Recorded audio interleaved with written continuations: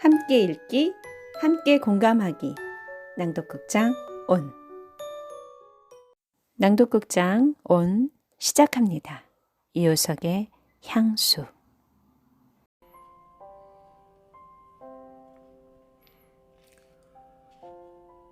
찔레순이 퍼지고 화초 포기가 살아났다고 해도 원체가 고양이 상판만큼밖에 안 되는 뜰 아니라 자복이 깔아놓은 조약돌을 가리면 푸른 것 돋아난 흙이라고는 대체 몇 줌이나 될 것인가. 늦여름에 해바라기가 솟아나고 국화나 우거지면 돌밭까지 가리워버려 좁은 뜰 안은 오종종하게 더욱 협착해 보인다. 우러러 보이는 하늘은 지붕과 판장에 가리워 쪽보만큼 작고 언덕 아래 대동강을 굽어보려면 복도에서 제기를 디디고 서야만 된다. 이 속굽질 장난감 같은 베이비 하우스에서 집을 다스리고 아이를 돌보고 몸을 건사해야 하는 아내의 처지라는 것을 생각하면 별 수 없이 세장 안의 신세밖에는 안 되어 보이면서 반나를 그래도 밖에서 지울 수 있는 남편의 자리에서 보면 치근히도 여겨진다. 제 스스로 즐겨서 장안에 갖추어진 죄수라면 이역하는 수 없는 노릇. 누구를 탓하려면 남편 된 입장으로서 나는 사실 같은 처지의 세상의 수많은 아내들에게 한 조각의 미안한 생각이 없지 않다. 기껏해야 한 달에 몇 번씩 영화 구경을 동행하거나 거리의 식당에서 점심을 먹거나 하는 것쯤으로 목이 흐뭇이 축여질 리 없는 것이요. 서양 영화에 나오는 넓은 집안과 사치한 일광실 속에서 환상에 잠기다가 일단 협착한 현실의 집으로 돌아올 때 차지 않는 속에 감질이 안 날 리가 없다. 현대의 무수한 소시민의 생활의 탄식은 참으로 부질없는 감질 속에 숨어 있는 듯 싶다. 아내의 건강이 어느 때부턴지 축나기 시작해서 눈에 띄게 되었을 때 나는 놀라며 그 원인을 역시 이 감질에 구하는 수밖에 없었다. 구미가 떨어지고 불면증이 생기고 그 어딘지 없이 몸이 졸아들면서 하루 셋대 약그릇을 극진히 대한데야 하루 이틀에 되돌아서지도 않는 것이다. 의사도 이렇다 할 증세를 집어내지 못하는 것으로 보아서 나는 그 원인을 감질로 돌려서 도시도의 생활에서 오는 일종의 피곤증이라고 볼 수밖에 없었다. 30평짜리 베이비 하우스에 피곤해진 것이다. 협착한 뜰에 숨이 막히고 살림살이에 지친 것이다. 그 위에 그의 신경을 한층 피곤하게 만든 것은 남편의 욕심이라고 할까. 세상에 남편들같이 고집스럽고 자유로운 욕심쟁이는 없다. 아내의 알뜰한 애정을 받으면서도 그 밖에도 무엇을 자꾸만 구하는 것이다. 집에 들어서는 범사의 봉고낭이요 폭군 노릇을 하면서 마음속에는 항상 한없는 꿈과 욕망을 준비해 가지고는 새로운 박 세상을 구해 맞지 않는다. 참으로 그리마의 발보다도 많은 열가닥 백가닥의 마음의 촉수를 꾸미로 그 은실 금실의 끝끝마다 한 개의 세상을 생각하고 손닿지 않은 먼데 것을 그리워하고 화려한 무지개를 틀어본다. 그 자기의 마음 세상 속에 아내는 한 발자국도 못 들어서게 하고 엄격하게 파수보면서 완전히 독립된 왕국을 몰래 다스려 간다. 일생에 있어서 가장 가까운 아내가 그 왕국에서는 가장 먼 것이다. 이것이 세상 남편들의 어쩌는 수 없는 타고난 천성머리이나 역시 그런 부류에서 빠진다고는 생각하기 어려우며 세상 속에 꼭 한 사람밖에는 없다고 생각해주는 아내의 정성의 백의 하나도 갚지 못하게 됨을 부끄러워하지 않을 수 없다. 남자된 특권인 듯이도 부질없이 마음의 왕국을 세우면서 그것이 아내를 얼마나 상하게 하고 달게 하나를 눈으로 볼 때 날카로운 반성이 솟으며 불행한 것이 여자요, 악한 것이 남편이라는 생각만이 든다. 30평 속에서 속을 달리고 신경을 일으켜 세우고 있는 동안에 아내는 몸이 어느 때부턴지도 모르게 피곤해진 것 같다.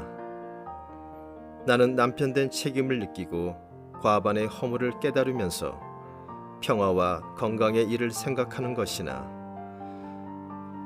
아무튼 도회의 30평은 숨을 쉬기에는 너무도 촉박한 것이다. 이 촉박함이 마음을 한층 협착하게 하는 것이 사실이어서 어느 결인지 막연히 그 무슨 넓은 것, 활달한 것을 생각하게 되었을 때 아내는 하루아침 문득 계획을 말하는 것이었다. 잠깐 시골이나 다녀오겠어요. 새삼스러운 뚱딴지 같은 소리는 아니었다. 해마다 한 번쯤은 다녀오는 고향이었고 이번 길도 착상한 지는 벌써 오랫동안의 현안 중에 걸려 있었던 문제이다. 몸도 쉬고 집안 형편도 좀 살필 겸. 그러나 막상 이렇게 현실에 문절했어 눈앞에 나타나고 보니 선뜻 작정하기도 어려워서 글쎄 하고 얼뻥뻥하게 대답하는 수밖에 없었다. 제가 지금 제일 보고 싶은 게 무언데요? 울밑에 호박꽃, 강낭콩, 과수원의 꽈리, 바다로 열린 벌판, 그 벌판을 흐르는 안개, 안개 속에 원두꽃. 남까지 유혹하려는 셈인가? 제일 먹고 싶은 건 무엇고요? 옥수수라나요? 옥수수, 빨간 수염에 토실토실한 옥수수 이삭. 그걸 삐걱하고 비틀어 뜯을 때 그 소리, 그 냄새. 생각나세요? 시골 것으로 그렇게 좋은 게 또 있어요? 치마폭에 그득히 뜯어가지고 그걸 깔 때, 삶을 때, 먹을 때. 우유 맛이요. 어머니의 전 맛이요. 그보다 웃길 가는 맛이 세상에 또 있어요? 지금 제일 먹고 싶은 게 옥수수예요. 바다에서 한창 잡힐 숭어보다도, 뒤주 속의 엿보다도, 무엇보다도. 혼자 내빼고 집안은 어떻게 하라고. 그러나 마침 일과 아이가 와 있던 중이었고 아내의 시골행의 결심도 사실은 거기에서 생겼던 까닭에 이것은 하기는 헛걱정이긴 했다. 나 혼자 남겨두고 마음이 달지 않을까? 에이구, 어서 없는 새 실컷 군것질해도 좋아요. 얼마든지 하라지. 지금에 시작된 일인가 뭐. 이게 다 꿈만 하니? 큰 소리 한다. 언제 마음이 저렇게 열렸던구? 진작. 장담은 해도 여린 아내의 마음이다. 두 마디째가 벌써 그의 마음을 호비는 것을 나는 안다.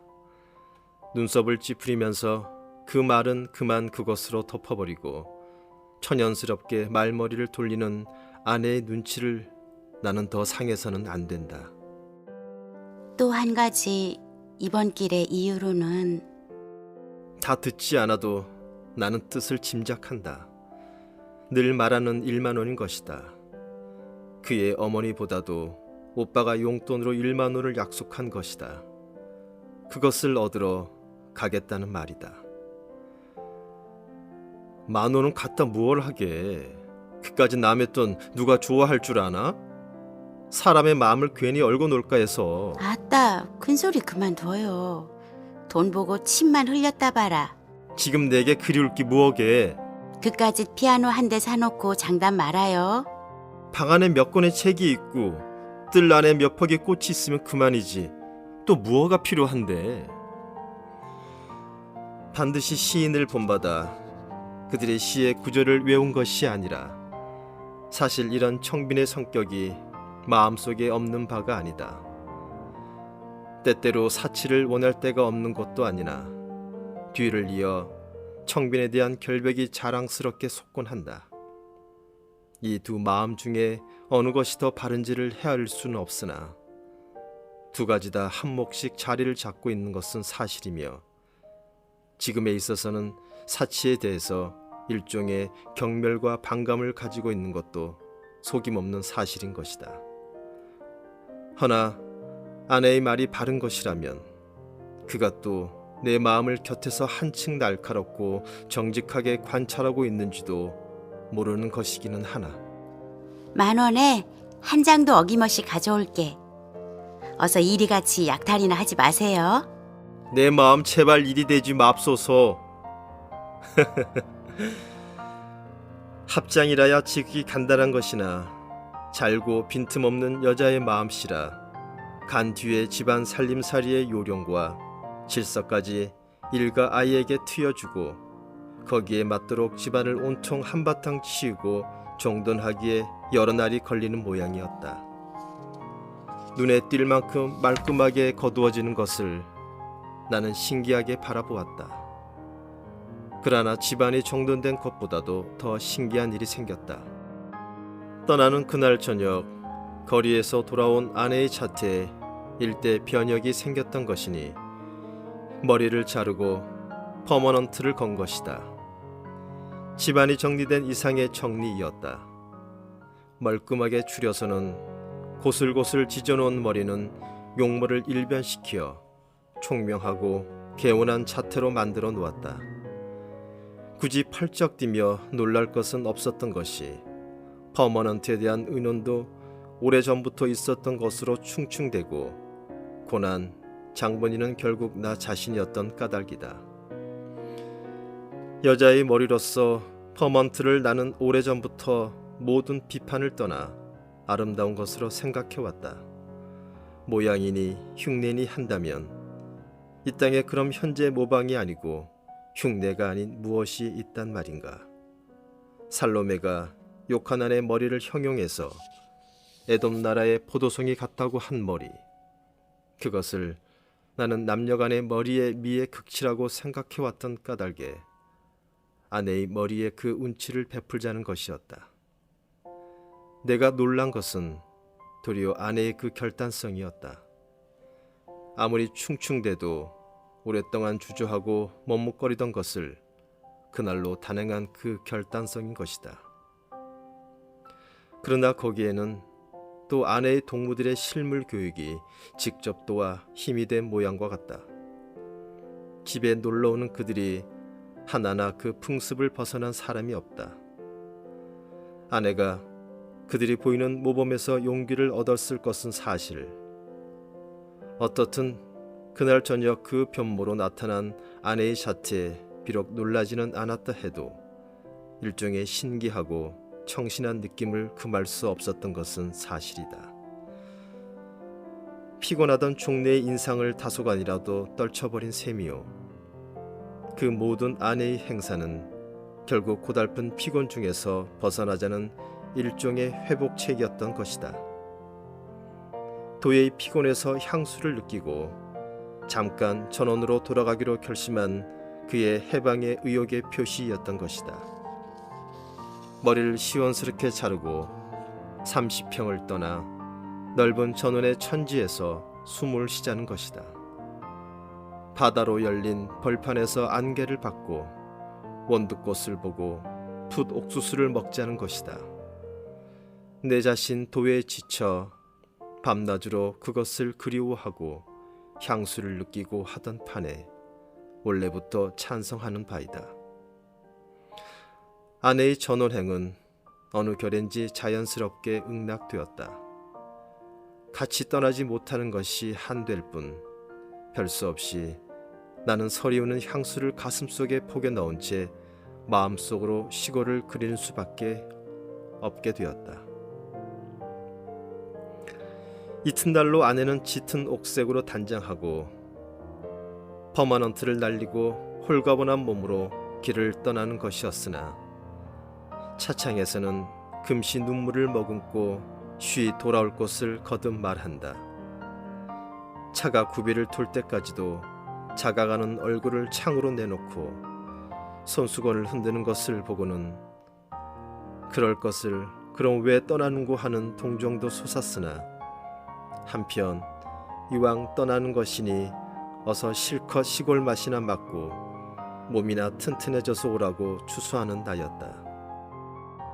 호박꽃, 강낭콩 실컷 보고 옥수수, 숭어 실컷 먹고 좀 까무잡잡한 얼굴로 돌아오기를 원하는 것이었다. 아내가 간 후 집안이 텅 빈 것 같고 30평이 좁기는커녕 넓게만 여겨지면서 횡행한 느낌을 금할 수는 없으나 그가 돌아오기를 기다리는 것 또한 기쁨이 되었다. 1만 원이니 무언이 도시 아내의 꿈이란 것이 좁은 30평의 세계 속에 묻혀있게 된 까닭에 포태된 것인데 그의 꿈의 실마리도 이 집과 함께 시작된 것이다. 넓은 집을 바라는 곳에서 1만 원의 발설을 알뜰히 명심하게 되었고 그것이 은연중에 여행의 계획도 된 모양이었다. 다행인지 불행인지 아내의 동무들이란 것이 어찌어찌 모이다 보니 거기에 수십만 대 급에 가는 유한 부인들로서 퍼머넌트의 실물 교육을 하듯이 이들이 어린 아내에게 사치의 맛과 속세의 철학을 흠뻑 암시해 준 모양도 같다. 이웃에서는 며느리를 가진 안 늙은이들 입에 오를리만큼 소문이 나서 모범주부로 첫 손을 꽂게 된 아내라고는 해도 아직 20을 조금밖에는 넘지 않은 어린 나이인 것이라 속세의 철학에 구미가 안 돌 리가 없다.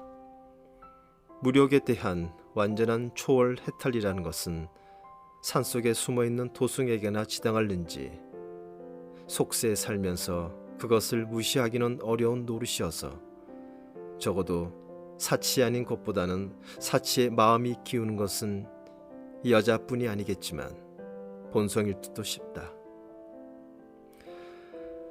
그러나 사치의 한도란 대체 얼마인 것인가? 천에서 만족할 수 있으면 백에서도 만족할 수 있으려니와 천에서 만족하지 못할 때 만에서들 만족할 수 있을까? 필요한 것은 만이나 10만의 한계가 아니오 천에서라도 만족할 수 있는 심정이 아닐까? 10만 대 급의 유한 부인들의 철학을 나는 속으로 비웃으면서 아내의 1만 원의 일건을 위태하게 여기며 하회를 기다리는 것이다. 아내의 친가는 결혼 당시만 해도 몇십만 대의 혼홍으로 시골서는 뽐내는 편이었으나 그 시기에 농가의 몰락이란 헐어지는 돌담을 보는 것 같이 빠르고 가엾은 것이었다. 재산이라는 것이 대개는 농토나 살림인 것을 무엇을 하노라인지 은행과 회사에 모조리 넣은 것이 좀채 빠지지는 않아서 우물쭈물하는 동안에 한 몫이 패어나가기만 했다. 낙엽성의 모포를 하느니 자동차 회사를 경영하는 동안에 불끈 솟아오르지는 못하고 점점 쓸어만 가는 것이다. 일찍 아버지를 여의고 어머니와 두 남매, 아내와 오빠, 즉 이 오빠의 손에서 가사는 기우는 형세를 당했다. 눈에 보이지 않는 속에서 문덕문덕 나가기 시작한 것이 불과 몇 해가 안 지난 것 같은데 집안은 후줄 들고 말았다. 도무지 때와 곳에 일을 얻지 못한 것이 보기에 딱할 지경이나 생각하면 등 뒤에 그 무슨 조화의 실이 이리 당기고 저리 끌면서 농간을 부리는 것만 같아 어쩌는 수 없다는 느낌도 난다. 부근의 제지 회사가 되면서부터 벌목이 성하게 된 까닭에 한 고장의 산이 유망하다고 그것을 잔뜩 바라고 있는 것이나 그것이 10만 원에 팔릴 희망도 지금 같아서는 먼 듯하다. 아내는 오빠에게 이 산에서의 5만 원의 약속을 받은 것이니 어쩌랴. 아내의 꿈은 오빠의 운명과 발을 맞추지 않으면 안 되게 되었다. 지금 당장의 1만 원이란 것이 필연코 부근의 토지의 매매에서 솟을 것인 듯하나 이 역운이 대단히 이로와야 차례질 몫일 듯 골패 쪽의 장난가치도 허황한 것이다. 1만 원이나 5만 원의 꿈은 어서 천천꾸기로 하고 시급한 건강이나 회복해 가지고 오라고 마음속으로 축원하고 있을 때 대망을 품고 고향으로 내려간 아내에서는 며칠 만에 간단한 편지가 왔다.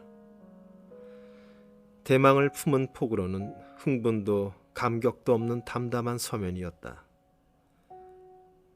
어머니의 흰 머리칼이 더 늘었다는 것과 둘째 조카딸이 예쁘게 자란다는 것을 적어 보낸 것이다. 호박꽃 이야기도 과수원 이야기도 옥수수 이야기도 한마디 없는 것이요. 도리어 놀란 것은 진찰한 결과 신경쇠약의 증세로 판명되었다는 것이다. 도회의 병원에서는 증세를 바로잡지 못하는 것이 왜 하필 시골 병원에서 판명된단 말인가?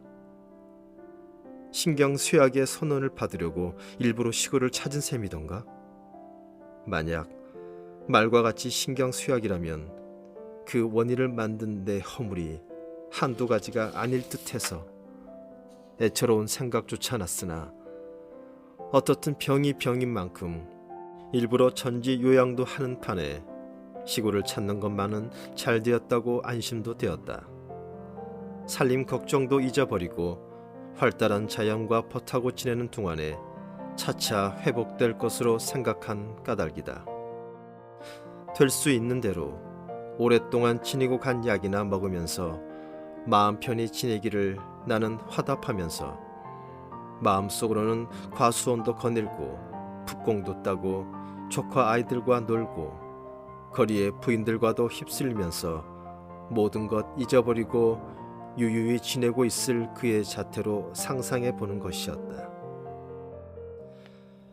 뒤를 이어 사흘도리로 편지가 오는 것이 어느 한 고패를 번기는 법이 없이 한간 전원의 풍경을 그려 보냈느냐 하면 그렇지도 않고 멀리 이곳 집안의 걱정과 살림살이의 주의를 편지마다 세밀히 적어 보낸다. 생선을 소포로 보내온다. 편지 봉투 속에 돈을 넣어 보낸다 하면서 면밀한 주인은 가려운데 손이 닿을 지경이다. 그리고 이곳에 대한 끊임없는 걱정과 조바심인 것이다.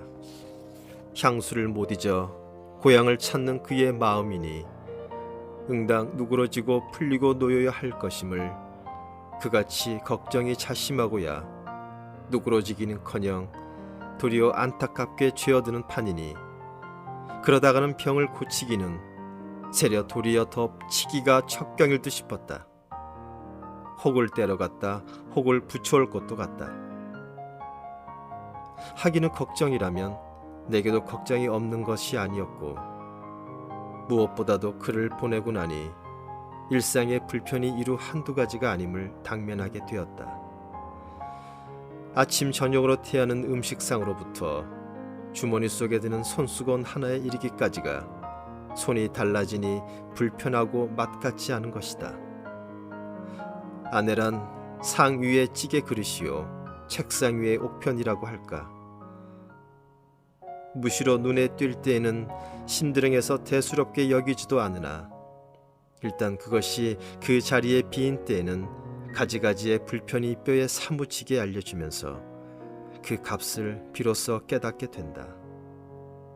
아내 없는 불편을, 더구나 집안을 거느리고 있을 때에 그 불편을 절실히 느껴가면서 웬만큼 정량하고 그만 돌아왔으면 하고 내 편에서도 느끼게 되었다. 대체 세상에서 마지막으로 편안하고 마음 놓을 곳이 어디인지 아무도 모르는 것일까? 그리고 안심을 얻을 마지막 안식처가 어디요? 고향이 어디임을 말해주는 이 없을 듯 싶다.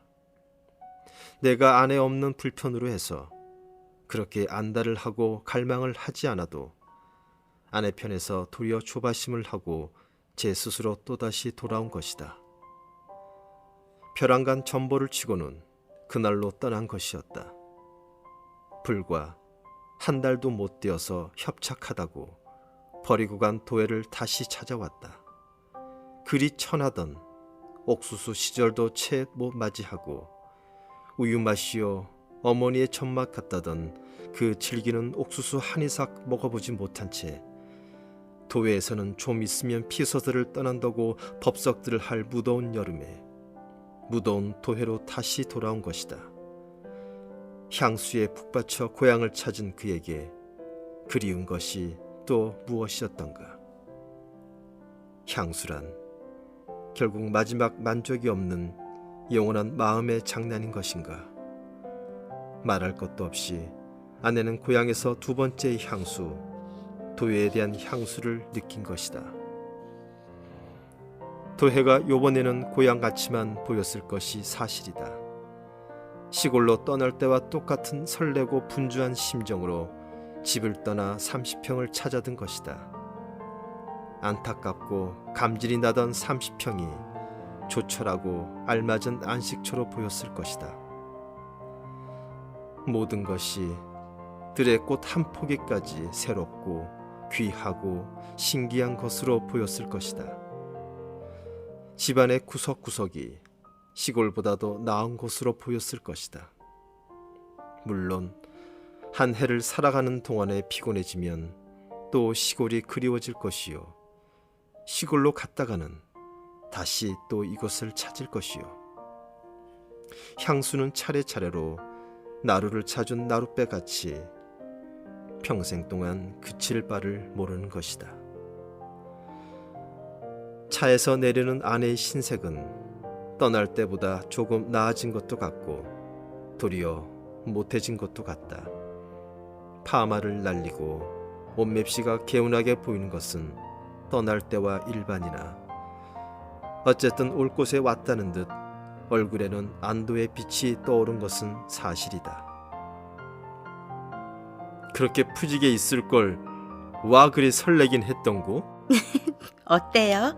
이만하면 얼굴 좀 그을었죠? 군것질 너무 할까봐 걱정이 돼서 뛰어왔죠. 그래, 옥수수 먹을 동안도 못 참았어? 수염이 발개지는 걸 보고 왔어요. 있거든 철도편으로 두어 부대 뜯어 보내라고 일러는 두었지만 이 가방 속에는 이게 모두 지존으로 10,000원이 들어 찼으렸다? 찰 뻔했어요. 아내는 조금 겸언쩍은 듯이 빙그레 웃으면서 제게 걷는다. 10,000원의 꿈 깨트러지도다. 아멘.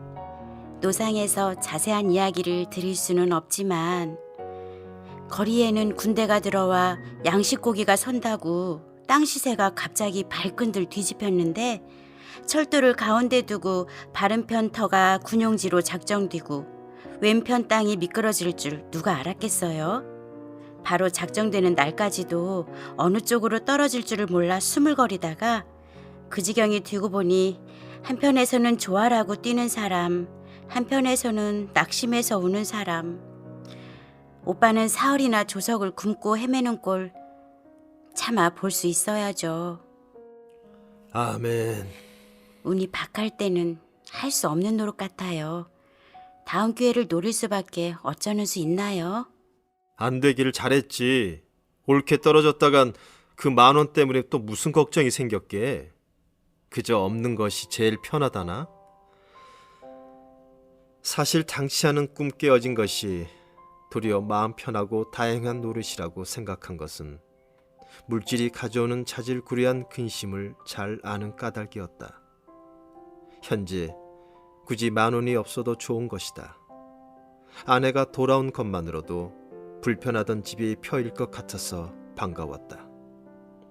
고기를 놓친 것이 아까울 것도 애틋한 것도 없이 빈손으로 간 아내가 빈손으로 온 것이 얼마나 시원한 노릇인지 모른다.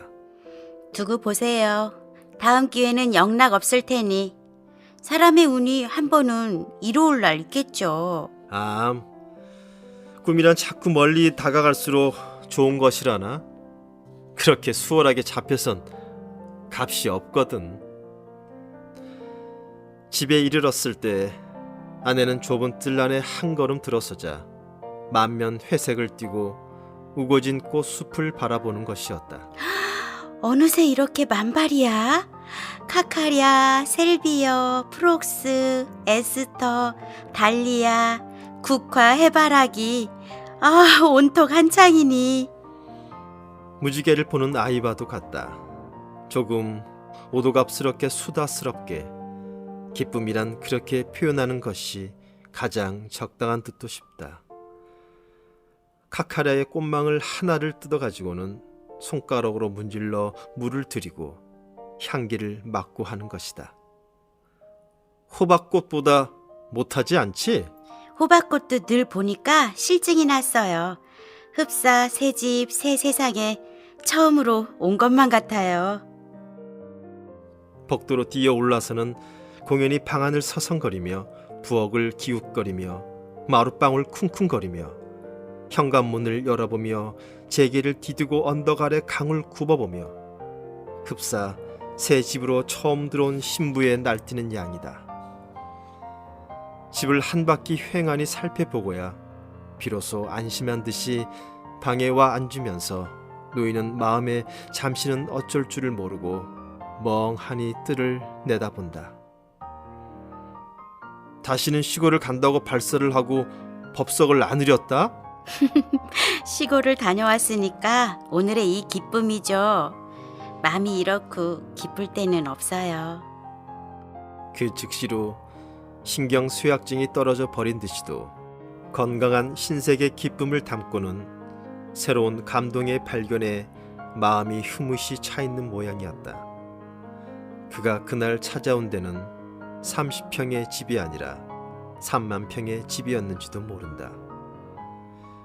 그날에 그보다 더 기쁠 사람이 또 있었을까?